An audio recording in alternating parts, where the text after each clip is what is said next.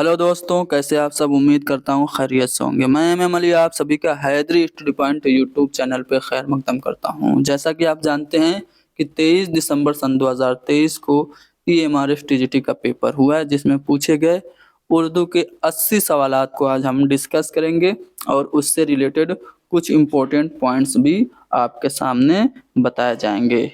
तो आप हमारी इस क्लास को लाइक कीजिए, शेयर कीजिए और हैदरी स्टडी पॉइंट को ज़रूर सब्सक्राइब कीजिए। क्यों? क्योंकि यहाँ पे हम GIC lecturer, LT grade, UP TGT PGT और DSSB TGT के साथ साथ बिहार में जो TGT PGT की इम्तिहानात होते हैं उनकी तैयारी कराएंगे। चलिए शुरू करते हैं। पहला सवाल आपके सामने है कि कौन बहैसियत इंशा निगार मशहूर हैं। अब देखिए यहाँ पे ये जो सवाल है थोड़ा सा कंट्रोवर्शियल है। अगर इंशाइया के लिहाज से देखें तो ख्वाजा हसन निज़ामी ने भी इंशाइया लिखा, रशीद अहमद सिद्दीकी ने भी लिखा, मोहम्मद हुसैन आज़ाद ने भी इंशाइया लिखकर उर्दू में इंशाइया निगारी के फ़न को तक़वियत दी। और बतौर इंशा पर्दास अगर देखा जाए तो भी मोहम्मद हुसैन आज़ाद मशहूर हैं। तो इसका जवाब अब CBSE क्या मानता है, ये ऑफिशियल आंसर की आने के बाद ही पता चलेगा। हम इसके जवाब को मानते हैं ऑप्शन 4, ठीक है। बाकी ऑप्शन 1 भी वो मान सकता है। अब ऑफिशियल आंसर की आएगी तभी 100% श्योरिटी होगी। आगे बढ़ते हैं। क्वेश्चन नंबर 42, हैदराबाद के जवाल के बाद जागीरदारों की बिखरी हुई जिंदगी किसके अफसानों और नावलों का असल मौजू है? तो जीलानी बानो, जिन्होंने मोम की मरियम मशहूर जो उनकी तसनीफ है वो लिखी थी, ये इनके नावलों और अफसानों का जो मौजू है वो जागीरदारों की बिखरी हुई जिंदगी है। अगला सवाल है कि अदब की वो कौन सी सिन्फ है जिसमें जिंदगी के किसी एक पहलू को इख्तिसार के साथ पेश किया जाता है? तो अफसाना में हम जिंदगी के किसी एक पहलू को बहुत छोटे और बहुत मुख्तसर तरीके से पेश करते हैं, तो अफसाना यहाँ पे सही जवाब होगा। उर्दू में अफसाने की रिवायत का बाकायदा आगाज़ किसके अफसानों से हुआ? तो मुंशी प्रेमचंद को उर्दू का पहला अफसाना निगार माना जाता है, ठीक है। उनका जो अफसाना है दुनिया का अनमोल रतन, उसे उर्दू का पहला अफसाना माना जाता है, जो कि सोज़े वतन में, जो कि 1908 में शाया हुआ था, शामिल था। चलिए क्वेश्चन नंबर 45 देखिए। क्वेश्चन नंबर 45 में देवेंद्र सत्यार्थी को पद्म श्री अवार्ड जो है वो कब मिला? तो 1976 में देवेंद्र सत्यार्थी को पद्मश्री मिला था। देवेंद्र सत्यार्थी ये मशहूर आपके फिक्शन निगार हैं, ठीक है।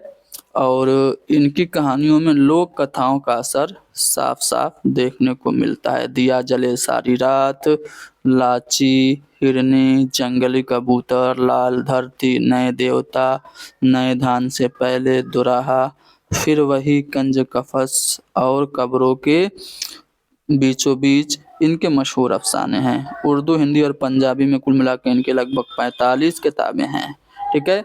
1976 में इनको पद्मश्री अवार्ड से नवाजा गया। अगला सवाल की 10 जिलों में से कौन इस्मत चुगताई की कहानियों का मजमुआ नहीं है? एक बात, चोटें और कलियां, ये सभी इस्मत चुगताई की तसानीफ या फिर आप कह सकते हैं कि अफसानों का मजमुआ है। लेकिन 7 खेल ये ड्रामों का मजमुआ है। किसके? तो बेदी के ड्रामों का मजमुआ है ये, ठीक है। इस्मत की ये तसनीफ है ही नहीं, तो हमारा चौथा वाला ऑप्शन करेक्ट होगा।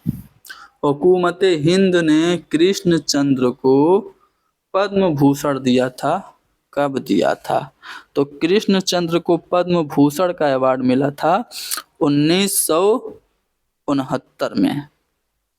1969 में कृष्णचंद्र को पद्म भूषण मिला और 1966 में इनको मिला था Nehru, Soviet land Nehru award, ठीक है ना।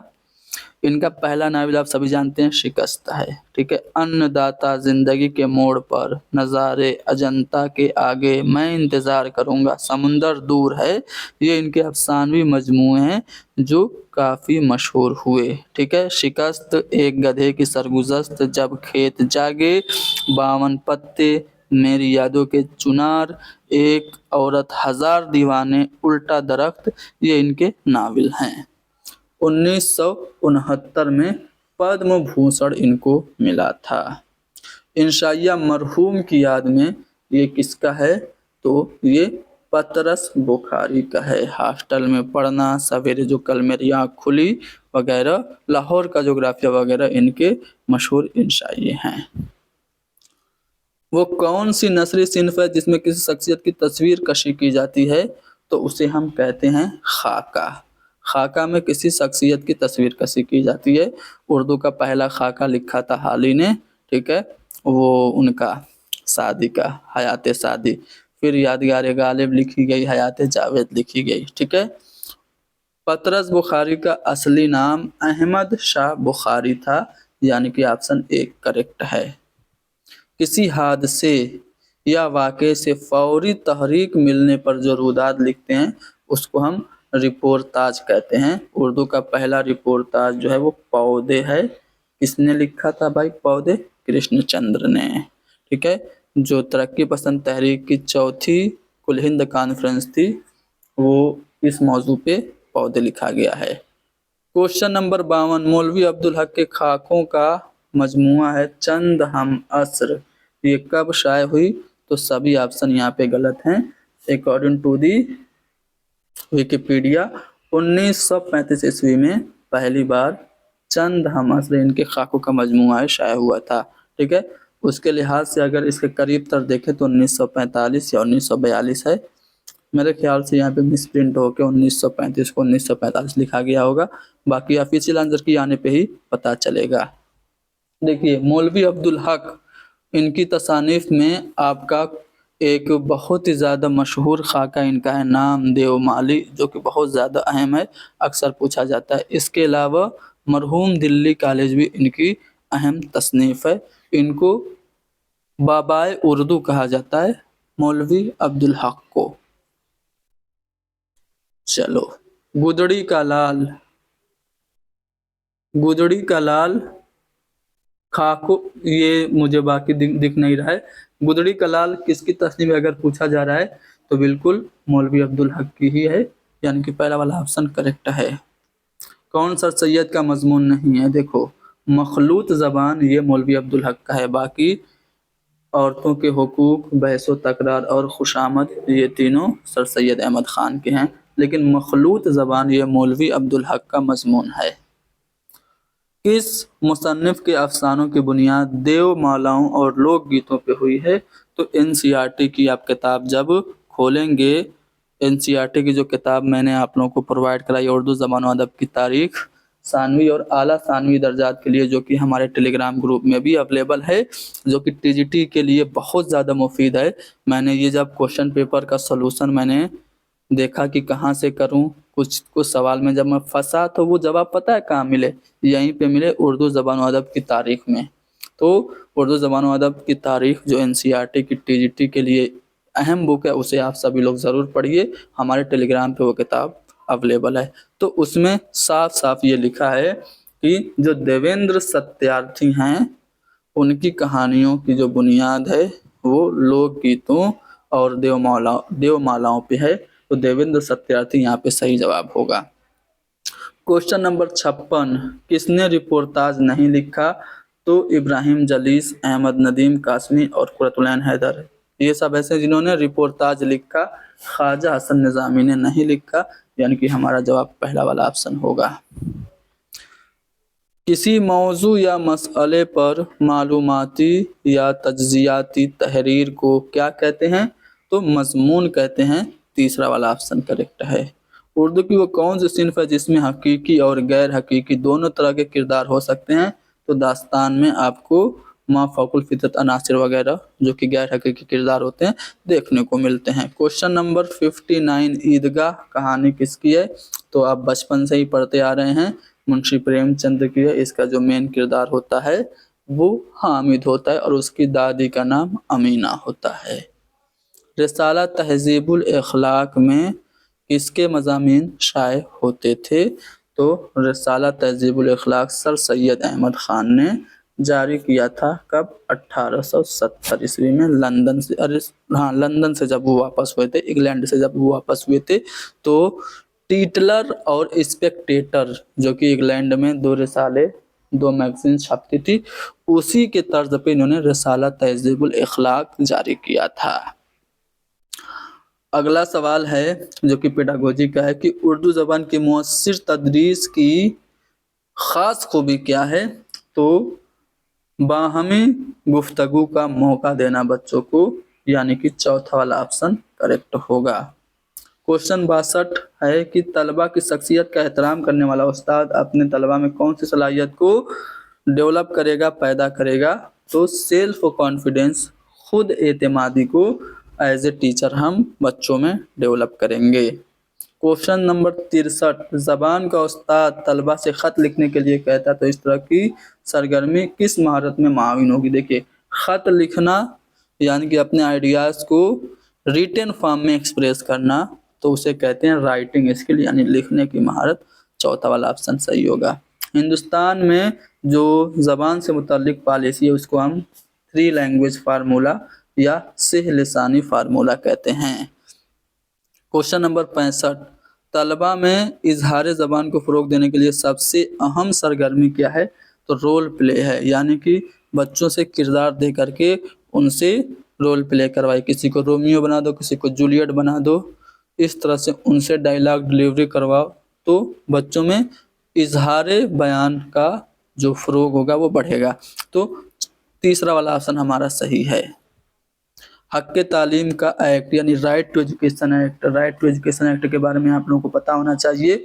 सन 2009 में ये पार्लियामेंट में पास हुआ था। 1 अप्रैल सन 2010 को ये पूरे मुल्क में नाफिज हो गया था। इसका जो आर्टिकल है वो 21A, आर्टिकल 21A में ये बात कही गई है कि 6 से 14 साल के बच्चों को फ्री एंड कंपल्सरी यानी कि लाजमी और जो मुफ्त तालीम है वो हासिल करने का हक है, निःशुल्क एवं अनिवार्य शिक्षा। ठीक है, तो हक़ तालीम का एक्ट यकीनी बनाता है हर बच्चा मादरी ज़बान में तालीम हासिल करे और हर बच्चा तालीम हासिल करे, यानी कि ऑप्शन 3 हमारा करेक्ट होगा। उस्ताद तलबा को उर्दू में एक मजमून लिखने के लिए देता है जिसका उन्वान है मेरा पसंदीदा खेल। इस मौजू को लिखने के कबल वो क्या करेगा? तो आप कोई भी टॉपिक देंगे तो उस पर डिस्कशन कर सकते हैं आप, या फिर स्टूडेंट से आप फीडबैक भी ले उससे स्टूडेंट से आप बच्चों का प्रीवियस नॉलेज चेक करने के लिए क्वेश्चन भी कर सकते हैं कि बेटा बताओ ये जो टॉपिक है इससे रिलेटेड आपकी क्या राय है, आपका ख्याल क्या है? तो इसका जवाब मेरे ख्याल से 1 भी हो सकता है, 4 भी हो सकता है। ऑफिशियल आंसर की का इंतज़ार करेंगे और देखेंगे कौन सा जवाब सही है। चलिए, क्वेश्चन नंबर 68, मुसलसल और जामी अंदाज़े कद यानी कंटिन्यूअस एंड कम्प्रीहेंसिव इवैल्यूएशन जो होता है CCE, इसमें सबसे ज़्यादा ज़रूरी क्या है? तो पोर्टफोलियो जो होता है ये एक बस्ता होता है जिसमें बच्चों की एजुकेशनल चीज़ें उसमें इंक्लूड होती हैं, जो कि teacher as a evaluation, as a assessment उसका यूज़ करता है। तो मेरे ख्याल से पोर्टफोलियो यहाँ पे सही होगा। क्वेश्चन नंबर 69 क्या है? किसी तहरीर के किस पहलू का सबसे पहले अंदाज़ा लगाया जाता है? तो उसमें जो ख्यालात हैं वो सही से और मानवी तौर से पेश किए गए कि नहीं, इसका हम ख्याल करते हैं। तो क्वेश्चन नंबर 69 का चौथा वाला ऑप्शन करेक्ट है। तलबा किसी ज़बान को कैसे सीखते हैं? तो जब हम बच्चों को रिच लिंग्विस्टिक एटमॉस्फेयर प्रोवाइड कराते हैं तो बच्चे लैंग्वेज को सीखते हैं, यानी कि ज़बान को एक फितरी माहौल में इस्तेमाल करके बच्चे ज़बान सीखते हैं। नई तालीमी पॉलिसी में सेकेंडरी स्टेज की जो उम्र है वो क्या है? तो वो है आपकी 14 से लेकर 18 साल तक की, यानी कि तीसरा वाला ऑप्शन सही है। नई तालीमी पॉलिसी के तहत बुनियादी खानदगी और आदाद शुमारी यानी कि जो FLN है, फंडामेंटल लिटरेसी एंड न्यूमेरेसी, इसका जो टारगेट रखा गया है वो क्या रखा गया? तो सन 2025 तक रखा गया है। इसमें करेक्शन होकर सन 2026-27 कर दिया गया है। पहले सन 2025 ही था, लेकिन 26-27 कर दिया गया है। लेकिन ये क्वेश्चन जो है वो पुराने ही क्वेश्चन के हिसाब से पूछा गया है। तो 2020 जो न्यू एजुकेशन पॉलिसी है उसमें बुनियादी खानदगी और नंबर शुमारी या आदाद शुमारी, जिसे हम FLN कहते हैं, उसे 2025 तक हासिल करना है। इसके लिए सरकार की तरफ से एक इनिशिएटिव चलाया गया जिसका नाम है निपुण Bharat, national initiative for proficiency with understanding and numeracy, इसका फुल फॉर्म है। क्वेश्चन नंबर 71, नई तालीमी पॉलिसी 2020 के चेयरमैन कौन है? तो डॉक्टर कस्तूरी रंगन इसके चेयरमैन थे, न्यू एजुकेशन पॉलिसी 2020 के। नई तालीमी पॉलिसी के मुताबिक दर्ज में से कौन 5R में शामिल नहीं है? देखो 5R में एक्सेसिबिलिटी है, रिस्पॉन्सिबिलिटी है और बहुत सारे 5 चीज़ें ऐसी हैं, लेकिन उसमें जो कमी है ये नहीं है। तो जो हमारा दूसरा वाला ऑप्शन होगा वो सही होगा। नई तालीमी पॉलिसी 2020 का मकसद तालिब इल्मों में कौन सा एहसास पैदा करना है? तो समाजी और अखलाकी इक़दार पे जोर देती है हमारी न्यू एजुकेशन पॉलिसी। ठीक है।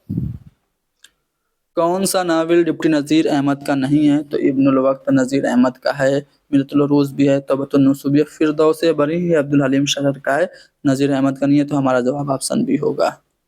क्वेश्चन नंबर 77, उर्दू अफसानवी अदब की वो कौन सी सिन्फ है जिसमें किस्सा दर किस्सा कैफियत एक सिलसिलेवार लड़ी के तौर पे कायम रहती है? तो उसे कहते हैं हम दास्तान, यानी कि दूसरा ऑप्शन सही है। अरबी और फारसी रस्मुल ख़त किस ज़बान से अख्तियार है? किस ज़बान ने अख्तियार किया है? तो उर्दू ज़बान ने अख्तियार किया है। शुमाली हिंद में उर्दू शायरी के नए दौर का आगाज़ किसकी आमद से हुआ? तो 1719 में वली दक्कनी का दीवान अरे दिल्ली आया था। जब दिल्ली आया तो बाकायदा लोग चौंक गए कि यार रेख्ता में भी इतने अच्छे अशार कहे जा सकते हैं। बाकी 1700 ईस्वी में खुद वली भी दिल्ली आए थे। तो उसकी बाद से शुमाली हिंद में उर्दू शायरी के नए दौर का आगाज़ हुआ था। तो वली दक्कनी यहाँ पे सही जवाब होगा। उर्दू हरियाणवी और खड़ी बोली से मिलकर बनी है, ये नज़रिया किसका है? तो मसूद हुसैन खां का ये नज़रिया है। उर्दू में सबसे तवील दास्तान जो है वो दास्तान अमीर हमजा है। अगर पहली दास्तान पूछता तो आप कहते सबरस है। बाकी ऑप्शन देखिए, रानीखेत की कहानी इंशाल्लाह इंशा की है, इंशाल्लाह खां इंशा की, और बागो बहार मीर अमन की है। कुर्रतुल-ऐन हैदर का कौन सा नावल 2500 बरस की तारीख पे फैला हुआ है? तो नावल आग का दरिया 2500 साल की तारीख पे। बाकी बाज़ार हुस्न और गबन तो इनका है ही नहीं, तो ये तो सही होगा नहीं। मेरे भी सनम खान है, इन्हीं का है, कुर्रतुल-ऐन हैदर का ही है। पहला उर्दू का पहला नावल किसे माना जाता है? तो 1869 में लिखा था डिप्टी नज़ीर अहमद ने मिरतुल उरूज, जो कि उर्दू का पहला नावल माना जाता है। उमराव जान अदा में किसकी कहानी पेश की गई है? तो उमराव जान अदा मिर्ज़ा मोहम्मद हादी रुसवा की नावल है, जिसमें एक तवाइफ की ज़िंदगी बयान की गई है। इसमें आपको फ्लैशबैक की तकनीक का इस्तेमाल किया गया है। क्वेश्चन नंबर 85 यहाँ पे है कि उर्दू में नावल निगारी का इब्तिदा कब से हुआ? तो 1869 में पहला नावल लिखा गया, यानी कि 19वीं सदी का जो निसफ़े आखिर है उसमें शुरू हुआ था उर्दू का पहला नावल। उर्दू में इंशाइया निगारी की इब्तिदा किसने की? तो सर सैयद अहमद खान ने उर्दू का पहला इंशाइया लिखा था। ठीक है ना, सर सैयद अहमद खान ने उर्दू का पहला इंशाइया लिखा था। सर सैयद के मज़ामीन में उम्मीद की खुशी, बहस व तकरार वगैरह है। ठीक है, जिसे इंशाइया की इब्तिदाई मिसाल माना जाता है। इसी ज़माने मोहम्मद हुसैन आज़ाद ने भी इंशाइया लिखे थे, जिसमें ज़्यादातर तर्जुमा थे। ठीक है, चलिए आगे बढ़ते हैं। इंशाइया निगारी की इब्तिदा सर सैयद ने ही की थी। उर्दू ज़बान का रस्मुल ख़त कौन सा है? तो अरबी फ़ारसी है। देखो कौन सा इंशाइया मोहम्मद हुसैन आज़ाद का नहीं? अभी मैंने बताया उम्मीद की खुशी सर सैयद की है। बाकी सच और झूठ का रज़्मनामा, इंसान किसी हाल में खुश नहीं रहता और गुलशन उम्मीद की बहार, ये सभी मोहम्मद हुसैन आज़ाद के हैं। मंगू कोचवान ये किरदार है नया कानून अफसाने का, जो कि किसका है? मंटो का है। नाविल बेवा ये किसका है? तो ये प्रेमचंद का नाविल है। वजही की अहम शेरी जो तख्लीक है वो क्या है? तो कुतुब मुश्तरी जो है गोलकुंडा की पहली तबज़ात मसनवी है, मुल्ला वजही ने लिखी थी। अगला सवाल ये कि कुतुब शाही दरबार के किस शायर को मलिकुश शूरा का खिताब मिला था? तो नुसरती नहीं गव्वासी को, ठीक है, गव्वासी को मलिकुश शूरा का खिताब दिया गया। क्वेश्चन नंबर 93 देखिए कि तसव्वुफ पर मबनी एक अहम तसनीफ का नाम क्या है? सबरस किसने लिखी थी? मुल्ला वजही ने लिखी थी। राम सहाय और भागवती किस ड्रामे के किरदार हैं? तो मुजीब का ड्रामा है, मुजीब अहमद का आजमाइश, उसके किरदार हैं राम सहाय और भागवती। ड्रामे को जिंदगी की नक्काली किसने कही थी? अरस्तू, ठीक है। एक किताब है बूतीका, किसने लिखी थी? अरस्तू ने लिखी थी, ठीक है। इसको उर्दू में कई लोगों ने तर्जुमा किया, जैसे अजीज अहमद ने किया और उन्होंने क्या नाम है जमील जालबी ने और शमसुर रहमान फारूकी ने। चलिए क्वेश्चन नंबर 96, जिसमें लिखने वाला अपने जिंदगी के वाकयात और तजर्बात बयान करता है, उस सिन्फ को क्या कहते हैं? तो उसको खुद नविस्त ऑटोबायोग्राफी या आप बीती कहते हैं, ठीक है। चलिए क्वेश्चन नंबर नेक्स्ट, सवाने निगारी को एक सिन्फ की अदबी हैसियत किसने दी? तो हाली और शिबली ने इब्तदाई सवाने निगारी लिखी थी। सर सैयद अहमद वो उनकी शेख सादी की, फिर सर सैयद अहमद ख़ान की, फिर मिर्ज़ा गालिब की हाली ने लिखी थी। उसके बाद अल मामून, अल फारूक, अल गज़ाली, सवाने मौलाना रूम और हयातुन नबी, सीरतुन नबी वगैरह शिबली ने लिखी थी। तो सवाने निगारी को अदबी हैसियत दी थी हाली और शिबली ने।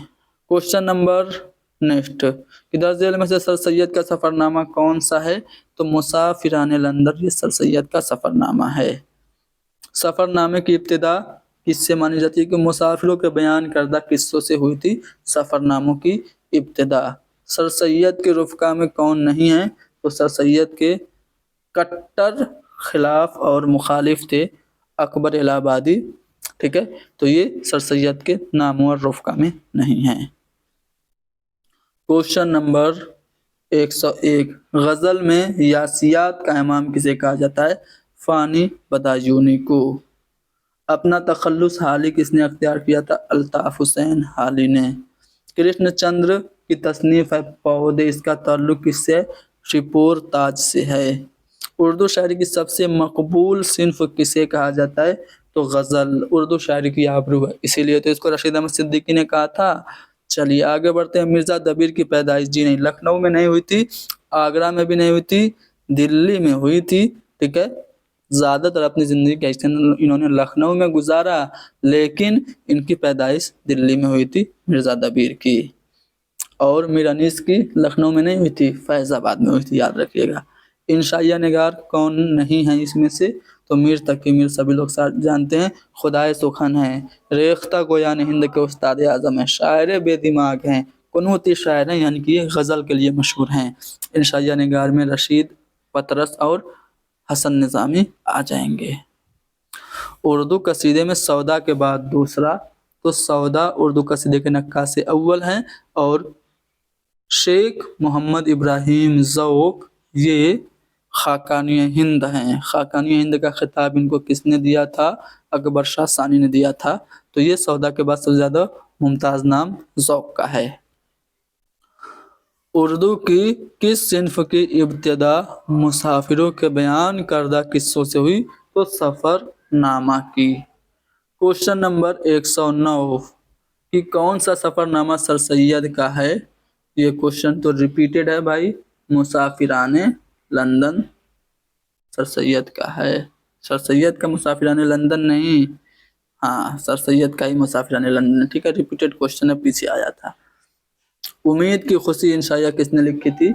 तो उम्मीद की खुशी इंशाइया, देखो, झूठ और सच का रज़्मनामा, गुलशने उम्मीद की बहार, इंसान किसी हाल में खुश नहीं रहता, ये सब तो लिखा था मोहम्मद हुसैन आज़ाद ने, लेकिन उम्मीद की खुशी, बैशो तकरार, ये सब सर सैयद के हैं।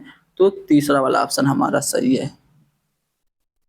ऐसी नज़्म जिसमें किसी की मदह या मज़म्मत की जाए उसे हम कसीदा कहते हैं। यूसुफ का कंबल पोश का जो सफरनामा है वो अजायबात फरंग है, 1847 में ये शाये हुआ था।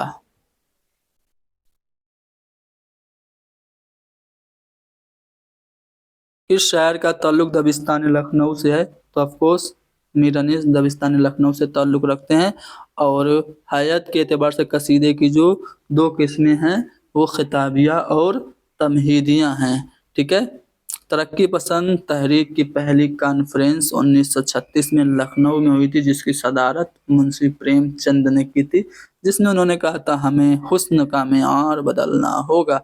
गज़ल के आखिरी शेर को क्या कहते हैं? तो मक्ता, जिसमें शायर अपना तखल्लुस इस्तेमाल करता है। उसके बाद आगे बढ़ते हैं, अगले सवाल क्वेश्चन नंबर 117 को देखते हैं। उर्दू शायरी की वो कौन सी सिन्फ है जिसमें शेर के दोनों मिसरे हम काफिया होते हैं लेकिन हर शेर का काफिया अलग होता है? तो उसे मसनवी कहते हैं। मसनवी के माने हैं दो दो के। मीर अनीस के मरासी की तादाद, जिल्दों की तादाद, मरासी की तादाद तो बहुत सारी हैं, अल्लाह जाने कितना उन्होंने लिखा है, लेकिन 5 जिल्दों में उनके मरसी हैं। ठीक है, गुलजार नसीम का ताल्लुक किस सिन्फ से है? तो मसनवी गुलजार नसीम है। शहजादा बेनज़ीर और बद्र मुनीर का किस्सा किस मसनवी में बयान किया गया है? तो मीर हसन की जो मसनवी है सेहरुल बयान, उसमें बद्र मुनीर और बेनज़ीर का किस्सा है। ठीक है, अब देखिए हमने जो पूछा गया था 23 दिसंबर को टीजीटी में, उसमें पूछे गए सवालात आपको हल करा दिए। ये सवालात आपके एलटी ग्रेड के लिए बहुत ज़्यादा अहम है, क्योंकि एलटी ग्रेड में भी ऐसे ही 80 क्वेश्चन आता है। ठीक है, बाकी डी ट्रिपल एस बी के लिए मोस्ट इम्पोर्टेंट है, क्योंकि सेंट्रल लेवल पे या फिर दिल्ली के जो एग्ज़ाम्स होते हैं वो एनसीईआरटी से बनते हैं, और ये पूरा पेपर एनसीईआरटी से बना है, खुद मैंने एनालिसिस का किया है। तो उम्मीद है कि ये क्लास आपके लिए फ़ायदेमंद साबित हुई होगी। क्लास को लाइक कीजिए, शेयर कीजिए, हैदरी स्टडी पॉइंट को सब्सक्राइब कीजिए। Thank you very much.